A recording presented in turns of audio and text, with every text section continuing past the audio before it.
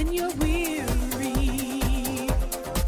feeling small. Hey everybody, this is Ray Renati, and you've reached Green Room on Air. Wasn't that great? That was Carly Ozard singing her version of Bridge Over Troubled Water. And guess what? She's on the show today. That's right.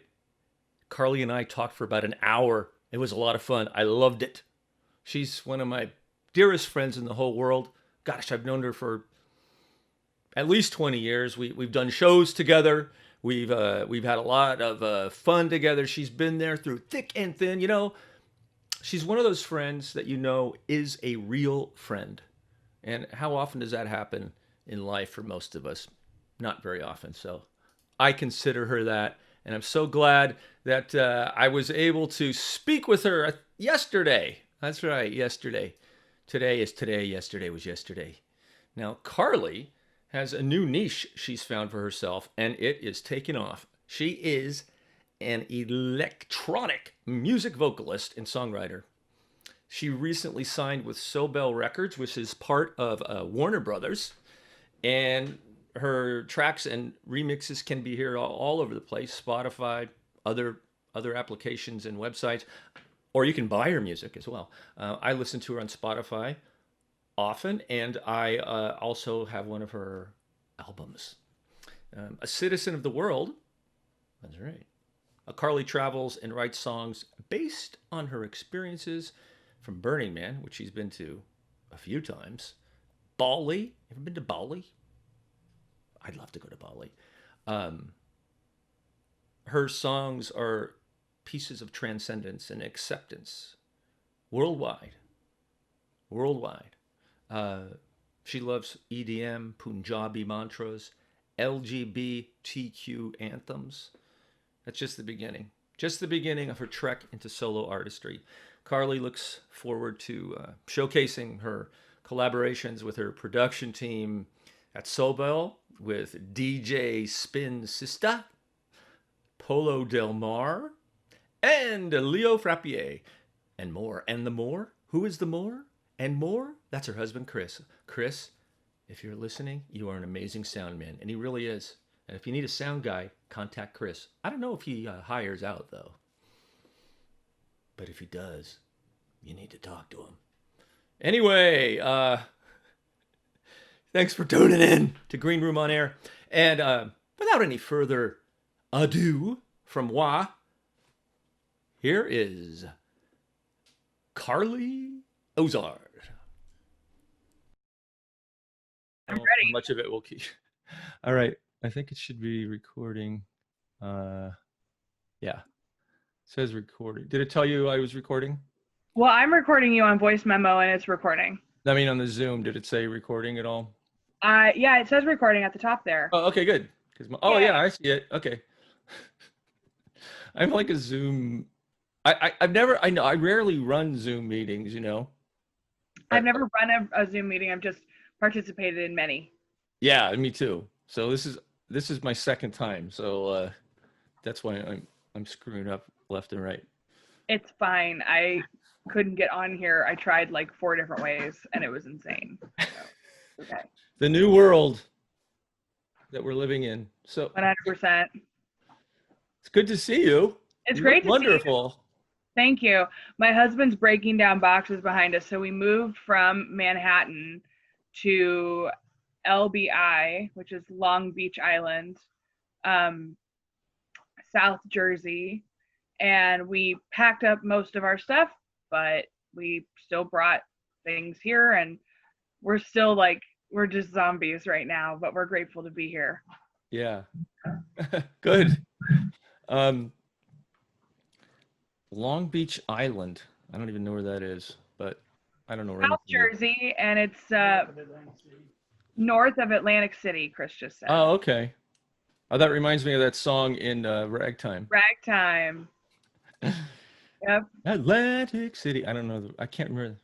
Oh, well. Let's feel the wind in our Oh, that's it. wind in our hair. I knew you'd know it.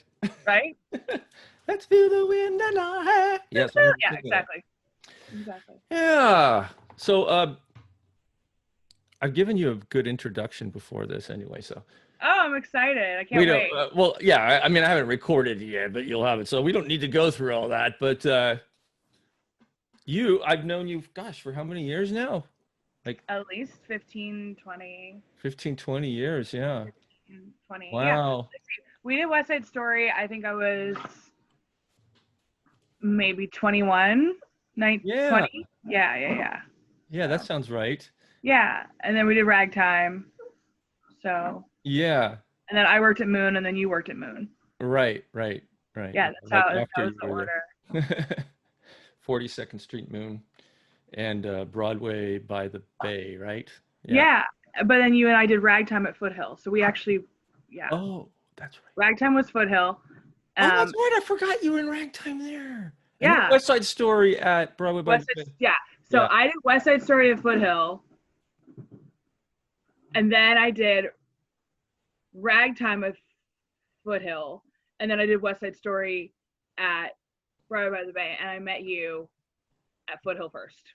Right. And you know what? I was cast in the show at Foothill and I turned it down. I was cast as the teacher. But I didn't do it. Jay gave me the part and I don't want to do that. Oh, in West Side Story? Yeah. Okay. Yeah. Okay. Anyway. I got to understand because, I sang SATB in that show. I was a pit singer. Yeah. So I sang Sharks, Jets, and their women folk. And so in the trio, that's like not the trio, oh my God, the 7-part, like the Jets are gonna have their way, the whole Tonight medley thing. Yeah. I sang soprano and alto and tenor in the song. Wow. That's I really learned how to sing harmony. I'm still not awesome at it, but that was like my foray into like learning multiple parts, and I really appreciated that experience. Well, that's a great show to do it in because the music is so perfect. It's amazing. Yeah. It's brilliant, and it strengthened my part singing abilities. So I'll always remember that. I think West Side Story is the most recorded score in history for musical theater, and by orchestras and everything around the world because of its complexity and its beauty, and it's so recognizable too. So yeah. So that really helped you with your understanding all the different ways of singing. Yeah, cool. Yeah, definitely, it really did. Mm-hmm. So. And now, well, with lockdown, I guess you haven't had a lot of opportunity to perform, but you've been out in New York doing a lot before that, right? And you got signed with a new record label? Yeah, so I'm signed to a new record label, and it's been keeping me pretty busy. I have a producer who I met through that label named Joel Dickinson, and he uses me for a lot of his projects, and I am totally here for it because he's like one of the most incredible musicians, remixers. Like, he's been around working for, multiple, chart-topping artists for years. And so I'm really enjoying getting to know him and getting to sing his creations. And so there's been a lot of recording work that Chris and I have actually been involved in for quite a while. Oh, good. And what's the label called? Sobel Nation Records. Okay. And my producer, I work with several producers, but the one that I'm working the most with right now is Joel Dickinson, and he's not with the label like I am. He's a remixer, and I'm an artist. But he's amazing, and his work is incredible, and you should check out all of his work. I will. So I can't talk about him highly enough. Yeah. Well, I mean, the things I've heard have been great. Thank you. The things that you've heard, I worked with DJ Spin Sista. Oh, okay. He's really talented. And then Peter Tanico, who's E39, his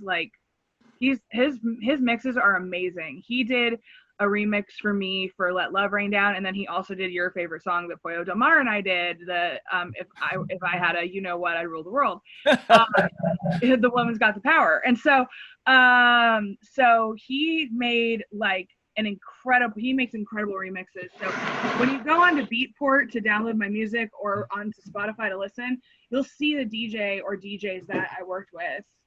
Chris is just moving boxes behind me. No, that's great. I love it. Cool. Yeah, you're literally getting like the raw footage. Like, we just crashed here. We're on no sleep. You know, we're unpacking our life. Yeah.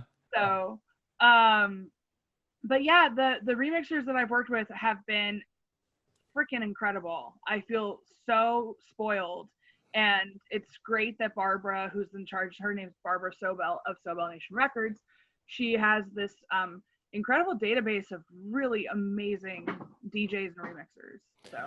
So when you work at that level, you really see what it's like to work with a professional who knows sound, right? Like yeah, well, inside and music. Yeah. I mean, you can hear the difference. It's like everything's perfect. You know what I mean? It's like when you hear a record, somebody do a record or whatever we call them now. You can hear the difference between like somebody who goes to like just some studio and records it versus like what you're doing, where it's like high level, you know?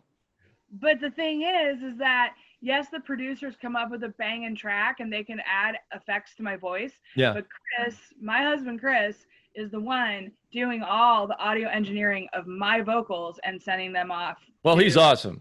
Yeah. So like I have both the team, the dream team of producers, and then I also have my husband with like insane audio skills. And I know.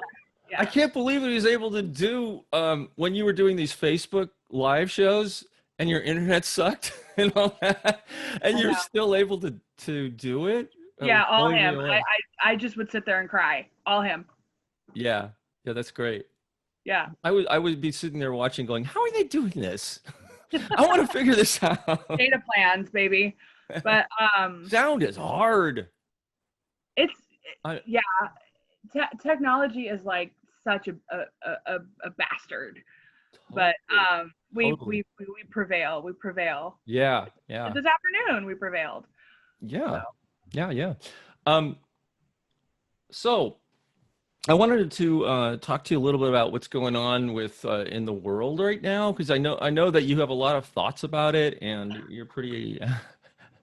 I know you do, and you never sit back. I mean, you're whatever's happening on Earth. I mean, you have a lot of feelings and thoughts, and you're sort of an activist in your own way. No? Yeah, thank you. I want to be more of an activist, but I have like 37 autoimmune issues that I can't go and protest and risk that right now. Oh yeah. So besides that, I've been donating to a lot of Black trans organizations. Yeah. There's this program called the Okra Project. So okra the vegetable. The Okra Project is out of I think it's out of Philly, and they make food, really nutritious, wholesome food for Black trans women, and make sure that they're fed nutritious food. And so I've been donating a lot of my money to them. And there's also other organizations that I've been focusing my attention on. But besides Black Lives Matter, there's also just individuals that are doing really wonderful things at this time.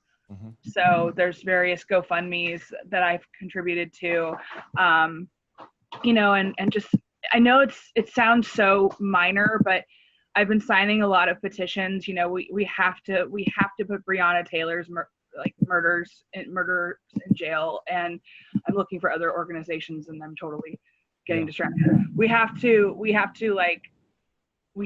act now, and we have to listen, and we have to learn as much as we can, because I've felt discriminated against in my life, like pretty much everyone has. But if you can imagine if you felt like that all the time, constantly, nonstop, wherever you turned, wherever you went, wherever you go, you're just being questioned and interrogated and completely oh my God, can I just do A, B, or C? That's what I hear from behind their cries, is they can't just be.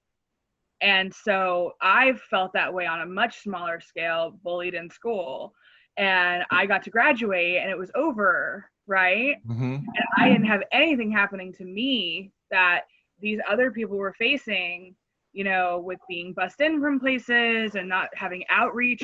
So something that I learned that I cannot recommend enough is I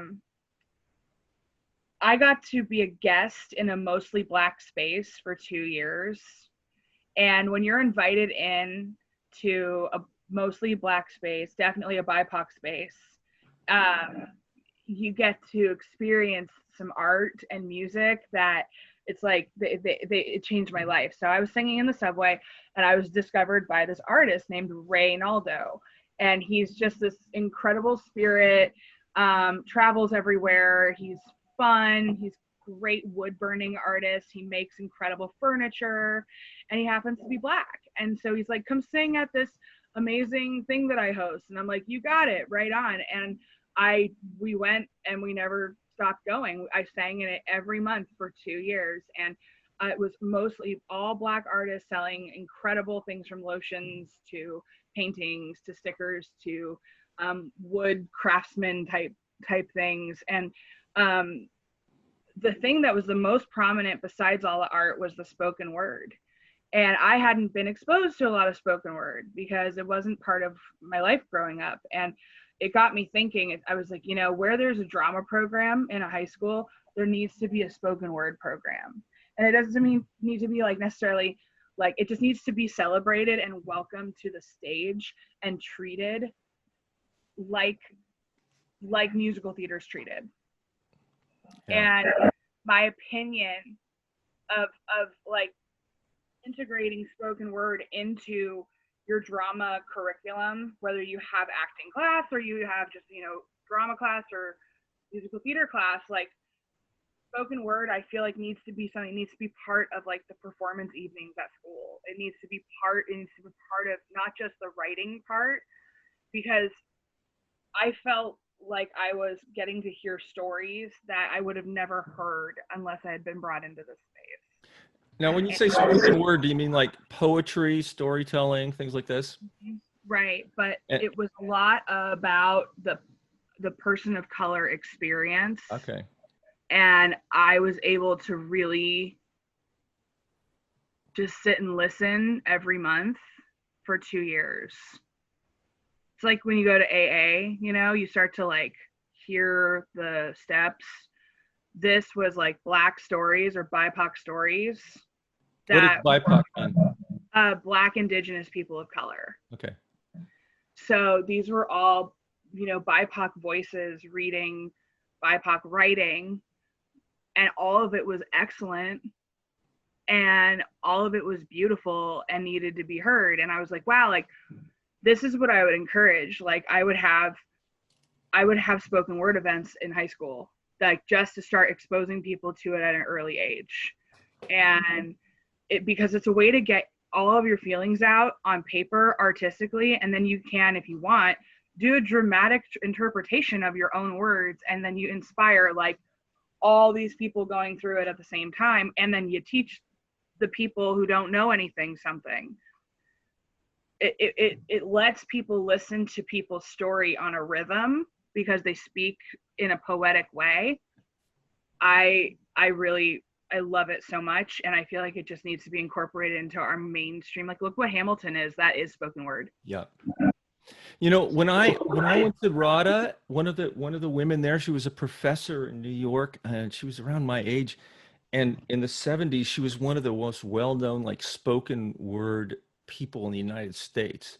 That's cool. And I listened to some of her stuff, blew me away. And she was a Black woman, and she and there's a tradition that I think is so wonderful, that if people would get past this prejudice that they have, that they don't even realize they have a lot of times, it's so sad, and understand how wonderful different cultures are, our indigenous people, right, people of African descent. It's so incredible. Like I personally acted about a year and a half ago in a play about Aunt Jemima, and I was like the only white guy in the play. I have never had so much fun in my life working with all these wonderful Black African American people. It was a special It was a treat. It was something that if everyone understood how wonderful it is to have people, diversity, I think that we would get rid of all this BS. You know? Right. It's But we so also have to sad. acknowledge like People are our afraid. part. We have to acknowledge our part in changing it for them too, because our ancestors put them in this Oh. situation, For sure. and our systems do not favor their rights. No. And so that's where the work needs to be done, in the signing of, you know, petitions and donating to whatever you can if you can, and in starting to, you know, change your curriculum if you have that responsibility attached to your job, if you're a teacher or some type of program planner. Daisy's barking, sorry. Hey, Daisy. Ooh, that's awesome. Chris just set up a lava lamp. Oh, cool. So it's like, you know, I don't know what I just lost my train of thought. Like if you changing your curriculum, if that's what you have to do, If it's your responsibility to plan curriculum in your job, then you have to take this responsibility to now start really including and thinking about how to do outreach. And that's our responsibility. Yeah. It is what are we doing in our jobs that is benefiting me but not benefiting people of color? What, you know, and change that. And it involves just like the most microscopic focus on details of undoing, because of this, the systemic way that we've excluded this wonderful group of people from history, from participation in ignored their society. stories. Yeah. Ignored that we have stolen from them what they have created, like rock and roll. I'll say it till I'm blue in the face. Yeah. That came from Big Mama Thornton, Little Richard, and all of a sudden Elvis was like front page news. And I'm not saying Elvis sucked, but I'm saying like talent wise, I'm just saying like he was not the first. Chuck Berry. Like, I don't even think Elvis. I think Elvis tried to make it clear that he was the first, but no one wanted to hear it. And I remember they thought at first before anyone saw him, when he became popular and they just heard him, they thought he was a black man. But it's just about piggybacking and Yeah. taking something that's not yours to take. And even though I didn't do that, I still have to acknowledge it. Like, maybe I don't play Elvis anymore. Maybe I don't, you know, have that on, like, I have like one of his songs on a wedding playlist. Like, maybe we take that off. Like, it's not about my comfort and my memories of like, oh, that song reminds me of like my dance at my wedding. Like, it's not about that. It's not about me. It's about, okay, yes, and he needs to be removed. That's a small little thing. It's not listening to someone's music anymore. People stop listening to people's stuff for different reasons all the time.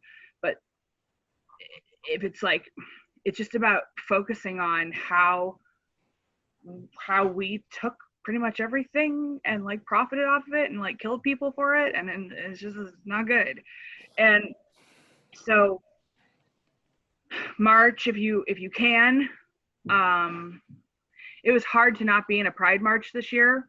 Like, that was really hard. I've been in either San Francisco or New York Pride, and then I attended Nashville one year. I wasn't in that one, but I attended it.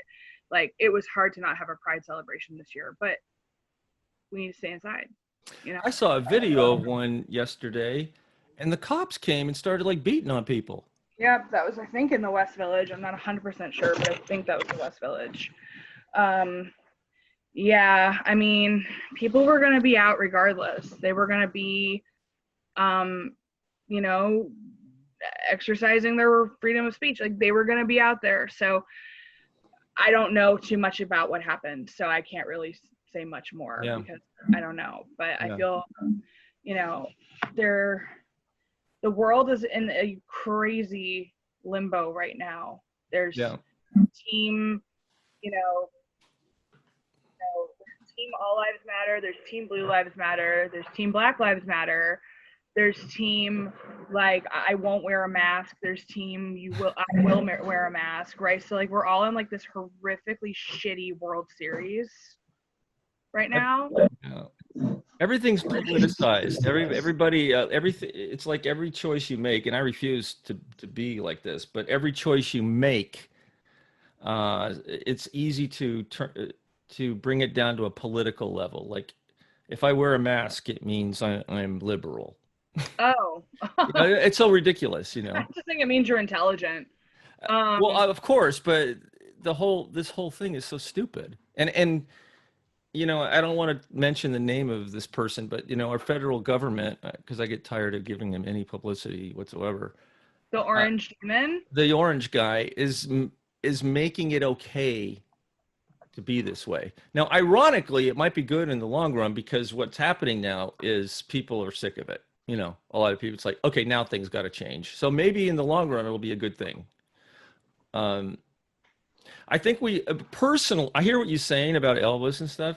Here's my thing on it. And maybe it's because I'm a history major and all that, but like it scares me to think of history being obliterated. I think that things need to be put in their place. You know, like the taking down of statues. I'm all for it, but I hate to see them destroyed. You know, I would like to see them go in a museum and say, this is the section of the museum showing how we've excluded American indigenous people and blacks from, or the terrible things we've done to them, you know, rather than just like destroying the past. Because if we don't have something to help us remember what we did wrong, we might repeat it. Like Elvis, put it in the right box, you know.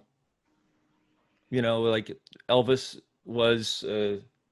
existed because of the black people before who had the influence of African music and the blues and their situation, and Elvis, you know, was an outgrowth of that. And make it clear, teach that to kids, you know. Yes, Yeah. I don't think it needs to be erased. Yeah. But I think it needs to be hidden from sight, not so as not to cause triggers. I'm not saying that the information should be hidden from sight. I'm saying, like, I don't know how I feel like if there was one big ass racist museum somewhere where it's like, this is racism and this is what happened to our country, and it's like, here are all the statues that were knocked down. I don't know how people would feel about that. All I can say about this situation for me is that I think it's up to the BIPOC voices to decide what is to be done with the statues and other things like that, because they have been forced to look at a Confederate flag and statues and other things for so long that the trauma is like, so it's like right there on the very like edge of everyone. And I feel that. And so I think it's like, hey, you know what? I'd love it if that piece of shit were like not here anymore. So you tell me, do you want it sunk at the bottom of a river, or do you want it in a monument like museum? Because I, as a white person, cannot make that decision, nor do I think any white person can. I think we need to yield and turn it over. Like, do you want to get rid of it? Great, we'll do that. Or if you're cool with it going into a storage container and brought out, you know, to make a point when history class rolls around, great. But like, there's ways to show like the statues without them having to physically be there anymore. No, I hear. I mean, I hear what you're saying. You're totally allowed to say what you want. I just like, oh, no, I don't have enough. Yeah. I'm afraid in the long run of things going so much the other way that then nobody's helped. But although I hear it, I hear what you're saying. I'm just not sure what the answer is. I think we. Well, in my opinion, the answer is we have to have mental health be available. Mental health help, it is, be available starting off kids really young. Yes. And so not only do we need more radical inclusion in our educational curriculum and systems, and not only do we need that, but we also need, I feel like, you know, DBT with training wheels, dialectical behavior therapy with training wheels, for grade school children, and then it integrates with the newer curriculum that's based on radical inclusion, not ostracizing people of color. I absolutely agree. And Absolutely. I feel like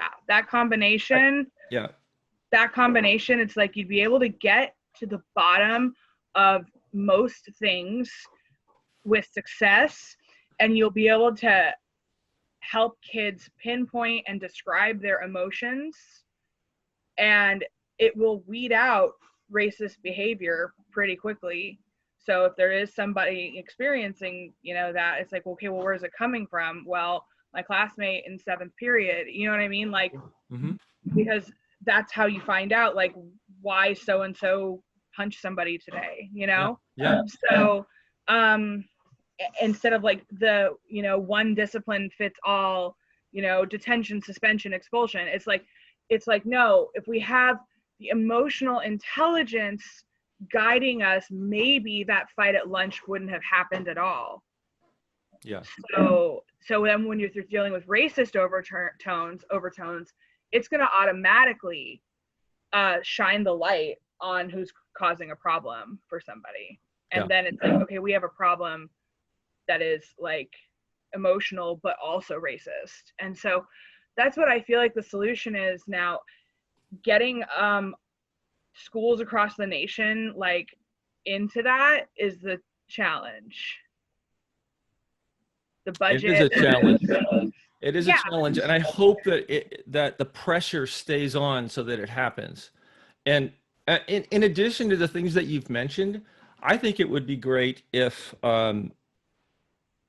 they also added some form of like stuff from ancient teachings, you know, like mindfulness, and the fact that, and, you know, reminding people that we are all actually of the same energy, and we're all, you know, just, we happen to have different bodies. But what it looks like on the outside and everything has really nothing to do with our core, our center, our self, you know, and other than our cultural things are important, but in reality, we're all the same, you know, we're all human. We're all drawing from the same energy from the universe, or whatever, however it wants to be taught. You know, I think that people have to be constantly reminded, especially when as kids, that there really is no difference essentially from one person to the other than their experience, you know? Right. Yeah. And so that people can have empathy for one another. Right. One of my favorite songs that like covers all that, it's called Not That Different. It's a country song. Oh, cool. And it's amazing. But it should be taught in school. It should be taught in school. Yeah. So what's this song? It's called Not That Different, and it literally, I'm gonna look it up. Hold on. Not That Different. It's by a gay country singer, Colin Ray. And whenever I hear the song, I weep in a corner because it's so beautiful. It's one of the most, and it's exactly what you're saying, like, was what we need. It's just like, we're all the same, but we have to also remember that we're not, and we have to acknowledge the experience. Like, the thing that's missing, the blanket thing that's missing, and what BIPOC voices and their supporters are rallying around to scream at the top of their lungs is that they have been dismissed and disregarded. Their experiences have been dismissed and disregarded. Like, how many times, Ray, like you and me, have we been like, oh my God, I just wish like so-and-so would like understand what I'm trying to say, and they're just mad at me and they don't want to talk to me. Like, you know what I mean? Yeah. And it's so take that with like a dose of like, I don't know, volcanic crack. Yeah. And it happening literally all day long. And that's like the general experience. I mean, I can't speak for it, but like, it's like I'm on edge from it happening to me once in a while. So imagine what it feels like to be like 7 times that on edge all the time. just to get basic shit. Well, like every time a black man drives in his car, it's always probably in his Like, mind, yeah. oh shit, I might get pulled over for nothing. I Yeah, have to prepare for that. Like every time they get in the all car. that we I mean, don't have to deal with, and it's so terrible. yeah. And that's why I'm like, okay, I get it. It's really not about you. This is really about acknowledge.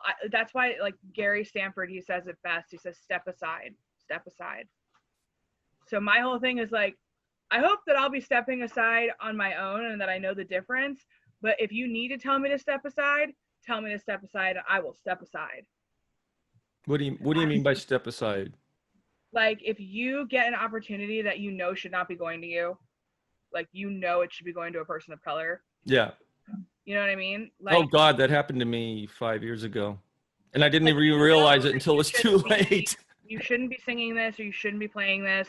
Like, you know what I mean? And it's like, Yeah. you have to, or if it's happening to a castmate or a classmate or a peer in front of you and you don't say anything, that's kind of what needs to happen. Is their story has to matter the most, and it's our responsibility to undo experience by experience where they face prejudice, discrimination, racism.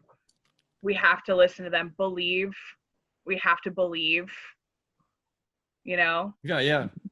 Well, like what I was saying before, like we're all the same, but on the other hand, so you have one foot in we're all the same, right? And the other foot is our experience.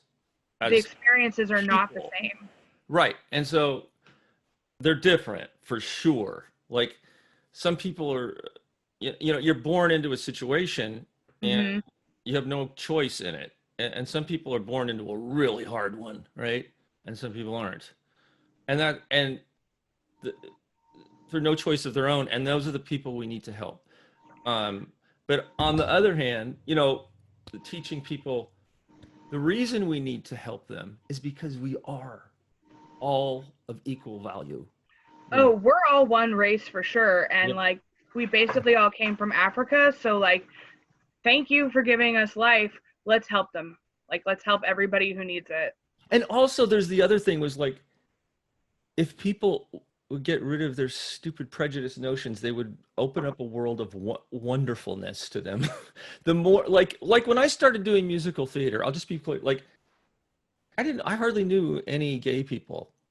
I'll just say. And then after almost all my closest male friends are gay and I love them. They're like the nicest, most wonderful people. And then when I did this play last year that had an all African American cast, I was like, this is a world that is just awesome, you know? Like diversity, that's one of the things that's great about our nation.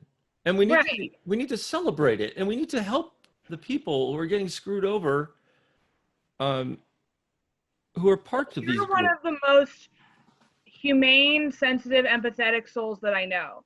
So you're just like sitting there in the play that you're doing, or you know, and you're just like, oh my God, I'm loving the energy I'm getting off of these people who happen to be gay or black or whatever. Yeah. Like, you know, and there's so many people, men, white men especially, who are afraid to have that connection with anyone. I'm talking about anyone, like just in a room of people, like they just don't want you to bother anybody. They don't want to impose. And I come from a mindset of like, obviously read the room, read the energy, and also don't be self-centered when trying to interact with others. But like if something organically happens where you have chemistry with a person, you know, and you're from different backgrounds, like by all means say yes, take it as an opportunity to like practice your listening, your learning, and like make a new friend. And then all of a sudden, like you're invited to something you would never have had an invitation to, and you love the musical instruments and the food and the camaraderie and the family sense of love, and you're like, I would have never ever gotten to experience this if it weren't for like sitting down and striking up a conversation with this person. Yeah. And so, you know, that's definitely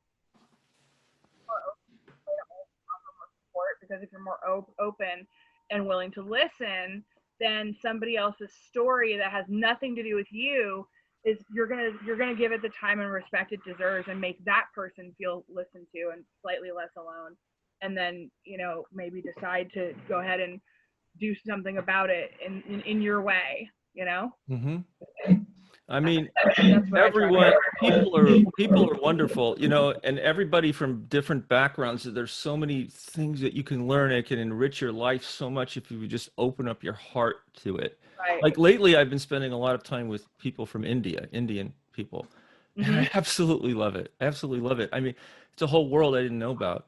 The music, the food, the spirituality, like that's in, like in their genes. This whole different way of seeing the world. the food. And the food. Oh my God. And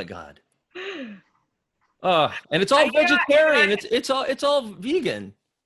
Not all of it, but I mean, the people I'm sure. with, I know you can go to Indian restaurants and eat meat. I mean, I'm talking about the people I'm hanging out with. Oh, okay. Yeah. But there's a lot of amazing vegan Indian food, like unbelievable. Yeah.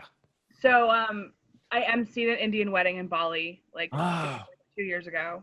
Oh, I didn't know that. You went to India?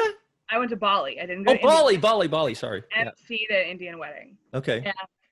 So Chris is like behind me, digging through bags and boxes. I know, I saw. And I was just really excited about the food because it was a 3-day celebration. Oh, wow.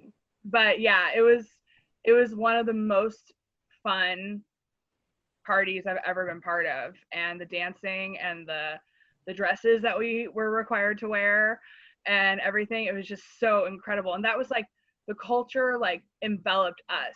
Like we were invited as a guest to be part of the festivities in their traditional clothing with their traditional music and their food, and it was like goes down like in history as like top 10 best experiences. That's for me. Great. For me. God, I totally know what you're talking about. Yeah. It's great. So. Yeah. And we have that here. We have that here in our nation. And it just saddens me when I see bigotry and prejudice. And there's so many videos of it now. It's like people feel emboldened because of the orangutan who's in charge to just be that way because it's what they've been suppressing for years or something, I guess. I don't know. And I have relatives in my biological side, not my parents, Steve and Nancy side, but my biological side, who definitely are of that like neo-Nazi mindset.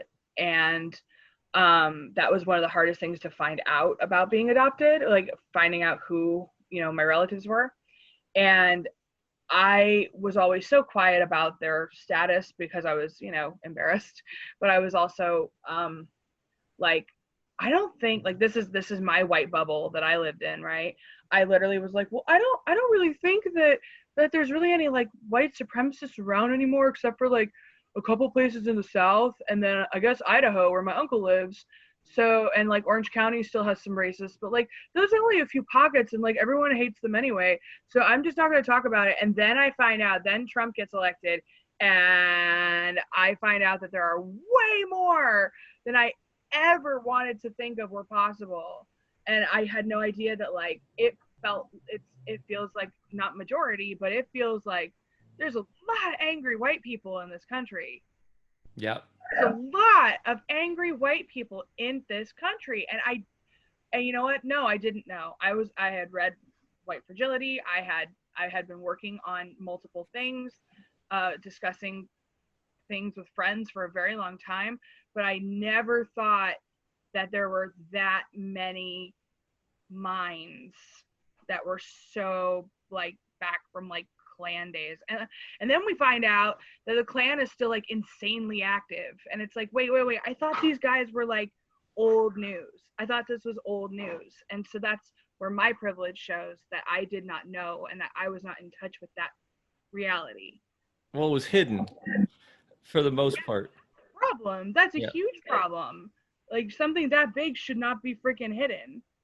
Well, yeah, I try to figure out the psychology of it, and I get stumped all the time because I don't know. All right, so we brought these indigenous African people over here and used them as, pack animals basically, and beat the hell out of them when they didn't obey And for, owned for people 300 years. and owned people as property. Huh? And owned people as property. Yeah, owned them, did what we would with them, for 300 years. Then we kept them down by law Yep. for another 100 years. Yep. And then we passed a law that kind of really hasn't, come to fruition for another 50 years. Yeah, and that's And where then, we and are. then you hate those people? Explain this to me. I don't get it. I mean, I guess it's because, I don't know. Makes no sense. I think, going forward, it's really important, definitely have, like, I mean, if Gary hasn't spoken on this podcast yet, he would be great. Yes, I got his perspective on racism in theater, and his perspective, like, he's on a Black owned and operated podcast now, but I mean, I would reach out to him, and I would also reach out to, like, any other person of color actor and have them interview their experiences here, because I'm absolutely going to do that. Thank you so much. I mean, I haven't even see, that's exactly what you're talking about. See, Yep. Like, my mind doesn't go there. Yep. See, And it's not that I'm consciously a prejudiced person. that's okay. Like, it didn't go there with you, because guess what? Like 5 months ago, it didn't go there with me either. It's like, we all sort of like tune in and we're like, oh shit, yes. And like, the more moments we have that a week or a day, the more we are contributing to undoing, and we've got a lot to undo. Okay, so like Gary and I have always gotten along really well. And yeah, here's the thing that I can't figure out. Okay, so I've had friends who are Black, and sometimes there's this tension, and I can't figure out where it comes from. And other friends I've had who are Black, Gary being one of them, where I never even think about that they're Black. And I'm just being honest with you. It's like, I don't understand that. I don't understand what is going on in my mind when that happens. It's not about you, and it's not about me. It's about how they have had to grow up in an unfair world. Okay. Like, yeah, I mean, I just okay. Nothing to do with you. No, I know. It's just I've always found it really disappointing, and so I avoid it. Okay. Yeah, I'm just being honest with you. No, I mean, I'm looking at myself, and I've avoided it for years. Whenever I feel that, I just avoid the person, even if I like them. Ah, okay. Yeah. All right. And I'm not asking you to figure it out. It's just something I've experienced. No, I really feel like it's important that you can even address that, and that's really important. Yeah. I think that's a really great observation, and I also think that you will, if you keep, like, have you read White Fragility yet? No. Okay. Read that book for sure, and then there's like a few other ones. Okay. Because you'll find yourself slowly answering those types of questions that you have. Okay. At least that was my experience when I read it. And I'm reading it for a second time right now because I have to get it in here.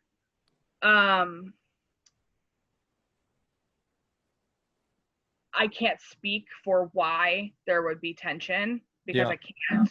But I think that once you understand the experience more, maybe about like their side of it, then it might inform you as to why something has happened over and over in a way. I'm not sure. But it's definitely something that I feel like would be aligned with what you'll find in that book. And then, reflect on it and really examine it. And if you have questions, like my White Fragility book has like all these notes in the margin, like, but what about if I feel, you know what I mean? And it always came back to with me, but well, what about me? And then it's like, that's all we're hearing right now, is that like, that is the white mind, but what about me is the white mind. And so like you're saying, like, I feel tension from someone. It's like, yes, okay. And I'm not invalidating that tension, but it's also not about you when there's men in your presence maybe who have like only been treated with absolute disrespect by white men, and you are a white man, so maybe they're nervous. I don't know. Yeah, no, that happens. And then I get frustrated because and it's like, now when I think about it, it's like I get frustrated by what I'm going to tell you here, but it's not really all that significant because anyway. So like my grandparents were from Italy, and they lived on a like sharecropping farm in over in Pacifica. So like in my mind, I've never been like a white person who's been here for generations or something. You know what I mean? Okay. And I even grew up like with my grandfather sort of still living in that sort of mind frame. You know, Right. super poor, living off the land, not getting paid any money. Mm-hmm. So I get kind of like when that tension comes up, part of me gets kind of pissed off. Like, you don't even know, like you're assuming, I can feel like someone's assuming shit about me. But now I don't feel that. But like now I'm like, I get it. But for a long time I was like, I don't want to deal with this. Right. Yeah. And all I'm going to say is oppression has put a general flavor and taste around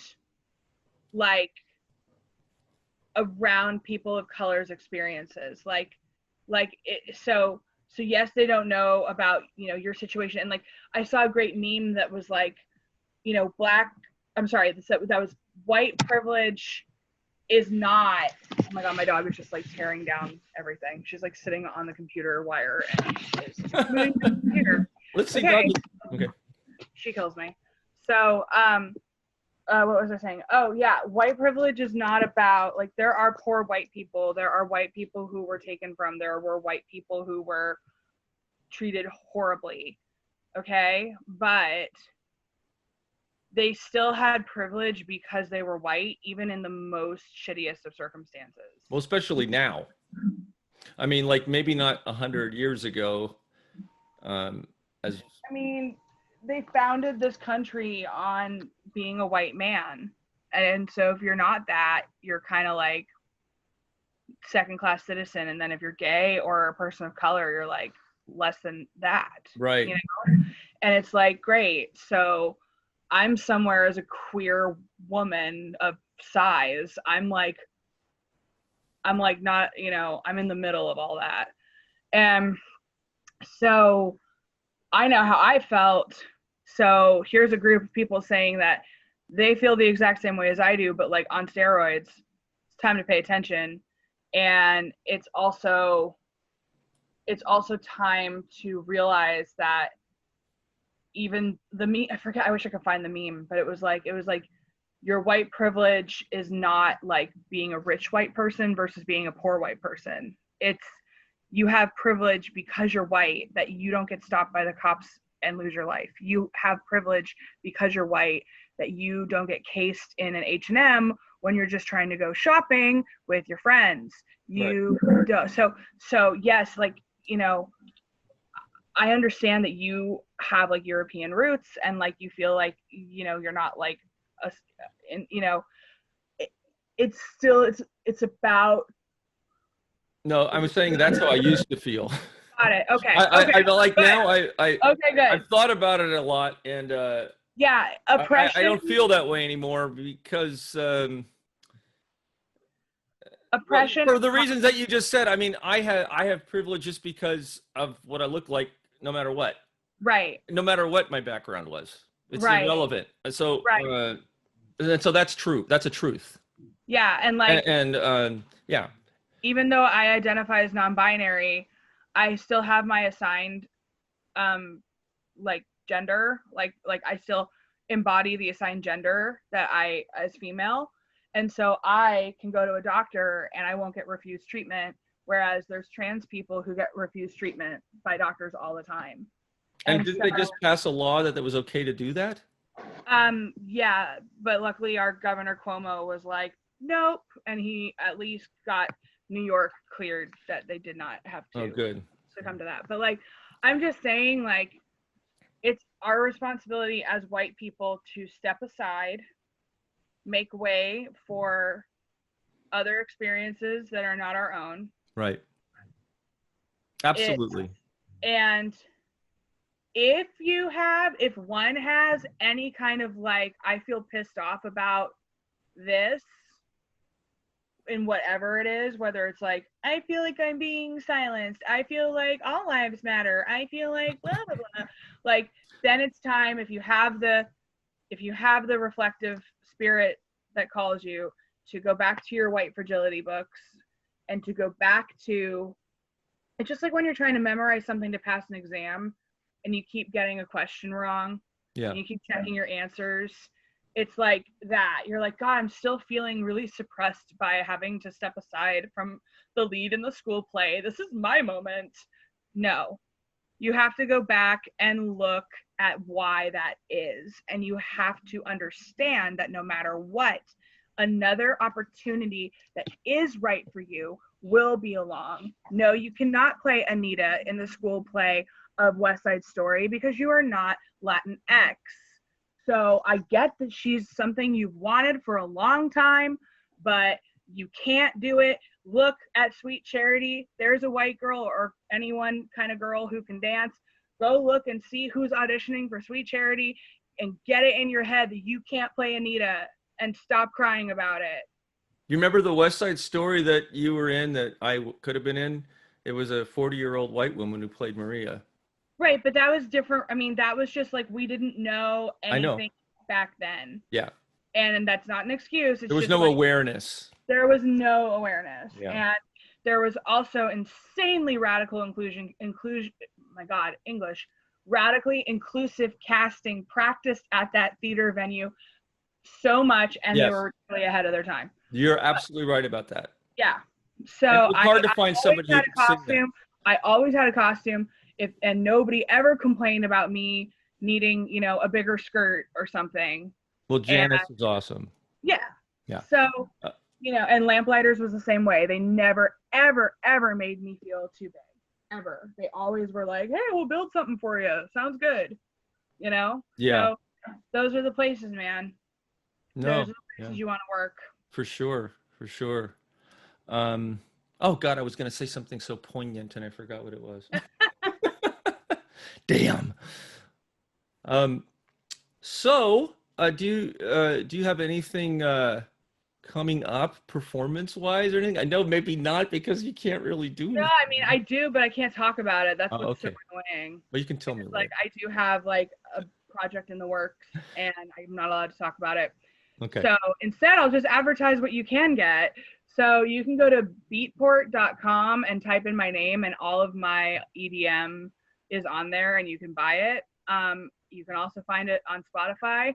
You can also find it on Apple Music, and you can buy my old album, like 5-year-old album, directly off of CD Baby. But yeah, Amazon offers my MP3s, Deezer, whatever that is, I've never known. And I have a couple new projects on the horizon. I can't talk about any of them, but if they come to fruition, it will be a very exciting step for my career. And just all recording projects mainly, and that's pretty much where I'm at. I also have I make jewelry and sell jewelry, and I have an Instagram. It's Jewelry by Oz 1983. So if you like anything you see, I'm selling that, and the prices are on the Instagram listings. I've already sold 9 pieces and in the last month or so. So yeah, I have a good time making those, and then you can buy my music, and I will be starting up my concerts again. We needed to move, and we needed the time to prepare to move, and now we're resting from the move. So my guess is like mid-July I might have a concert, and definitely my percentage of my proceeds will benefit the Okra Project or another NAACP organization or any type of funding that is needed that I see shared. And I make a list. I have like a list in my browser or my my Microsoft Word of like charities to, make money happen for in the future with your concerts. Great. Yeah. So what was it called? Beat? Oh, Beatport. B-E-A-T port, like P-O-R-T. Beatport. Okay. I'll put the links in the notes to the show. So Beatport is a really great way to find a lot of your current electric dance music worldwide. Cool. Yeah. All right. Yeah. And I can't believe it's so awesome that you're doing dance music. I love it. Del Pollo Del Mar. I mean, I listened to Junior Vasquez for so long, and I listened to Thunderpuss and just a lot of different people growing up. But I was like, I guess you have to have a hit in order to get your song remixed. And now it's just a genre in itself. I'm also going to be featured on an app called Top Mix, and you can download different sounds, and they're called vocal stems. It's like the stems that you send of your voice or of your instruments. Yeah. And you can make your own electric dance music track with it. Neat. It's called Top Mix, and Top Mix. I should be in the database within the next couple of weeks. I'm currently working on finalizing all of my affected vocals versus my raw vocals, and they have to get them all aligned, and then you can go on the app and start downloading and playing around with my voice. Neat. Hey, I wanted to ask you a little bit this Okra project, because this is benefiting African American trans people, black trans. Okay, so they must be, a lot of them really must be having a hard time in this society. Oh, bottom of the barrel. Yeah. Just treated like garbage. That's why everyone needs to watch Pose, and everyone needs to watch what? Pose on FX. Okay, I'm so out of it. This is great. Oh, you have to watch Pose. Okay. No, I mean, just black trans women are women, and there's so many being murdered every couple of months, and it's not front page news anywhere, and it's awful. Yeah. And so we have to turn our attention to their community, because they have been marginalized for way too long. Yeah. So. You know what concerns me, Carly? So when I was a kid, these issues were up front and center. Uh-huh. And it seemed like things were going to change. That's what my dad said. He's like, I didn't know all of this was still such an issue. And now it's like I'm living in a Groundhog Day. It's like, oh my God. This is, and I was, as a kid, I was very precocious. I was paying attention to this stuff, even though I was kind of small for a while, but then it went on into my teens. But no, and then things didn't change. Right. And I hope that that's not what's going to happen again. I don't think so. You know why? Why? Because we have these things. Yes. We have these things, right? It kind of makes the world a smaller place. Yeah, I mean, seriously, okay, when I worked in the subway, mm-hmm. If there was ever anything really, unsettling going on, sometimes there was theft, sometimes there was, somebody under the influence of something and not in their right state of mind. I always made sure to try to have composure, even if I was scared, because I didn't know who could be filming me and then make it look like I was some crazy person, and I really just wanted, I feel like these are the way that we are going to catch more people in the act of committing racist discrimination, cell phone, even sexual predator, advances. I mean, if somebody's following you home and then you take out your phone and you're like, no, you'll get the person, you know what I mean? Yeah. So it's and just put their face up on the Facebook or internet and it's here, help me find this guy. He tried to get me in his car. You know what I mean? Mm-hmm. That's what I think.